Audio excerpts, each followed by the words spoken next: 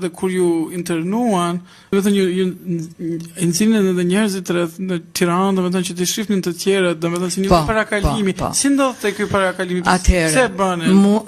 Atëherë, mua më dhan urdhër që do ikësh. Shko ande, shko këtej, pse do iki? Këtë takoja, këtë pyesja, e nesa. Do më thënë, dikë që takova rastisht, që mund të më jepte një përgjigje, sa mori vesh kush isha, u trembe dhe iku. Dhe lagja priste në Filandit në 15 tetor 75, unë duhet ikja nga Tirana. Lagja ngriti gjithë plaçkat e mia që i futën një hodhën në makinë.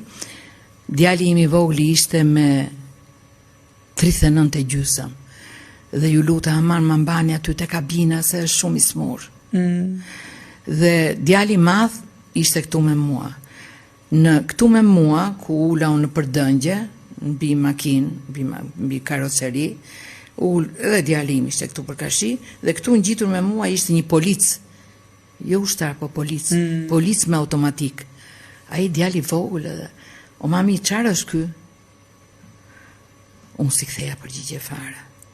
Dhe na morën si që ishim, na shëtitën në për Tiranë, që të merrte vesh dynjaja, që ja si e pësojnë armiqt. Mos guxoni të flisni, mos guxoni të më kanë marrë dhe gjithë gishtat. Mi morën sepse në atë periudhë ishin hedhur ca trakte.